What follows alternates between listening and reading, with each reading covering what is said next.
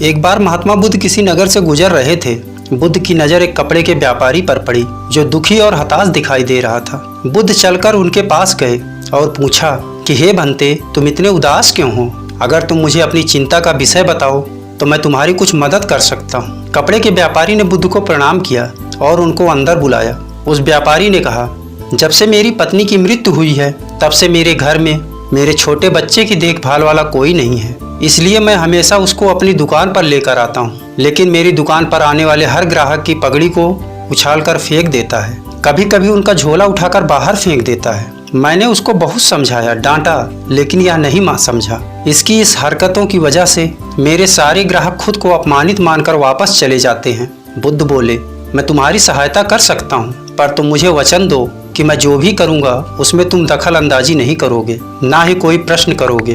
व्यापारी बुद्ध को वचन दे देता है। अगले दिन बुद्ध एक पगड़ी पहन कर आए और एक ग्राहक की भांति आकर बैठ गए। व्यापारी का बेटा आया और बुद्ध की पगड़ी को उछाल दिया। महात्मा बुद्ध मुस्कुराए और कहा, बहुत अच्छा, जाओ उस पगड़ी को वापस लेकर आओ। वह बच्चा दौड़ कर गया और पगड़ी लाकर बुद्ध को दे दी। अगले दिन बुद्ध एक कुल्हाड़ी और एक लकड़ी लेकर आए। उस लड़के ने फिर से उस पगड़ी को उछाल दी। बुद्ध ने उस लड़के को कुल्हाड़ी और लकड़ी दे दी और कहा, जाओ इस लकड़ी को काटो।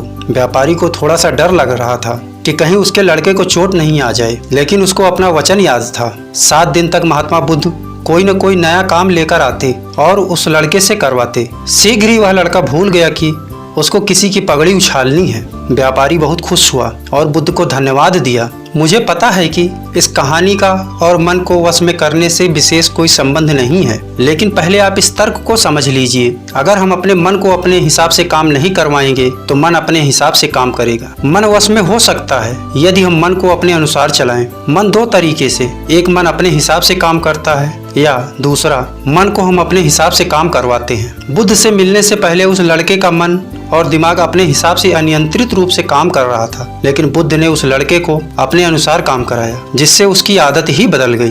दोस्तों, उम्मीद करता हूँ ये कहानी आपको बहुत पसंद आई होगी। अगर कहानी पसंद आई तो वीडियो को लाइक और शेयर जरूर करना और ऐसी ही ज्ञान से भरपूर कहानियाँ हमेशा देखते रहने के लिए इस चैनल को जरूर सब्सक्राइब करना। मिलते हैं एक और नई वीडियो में, तब तक के लिए धन्यवाद।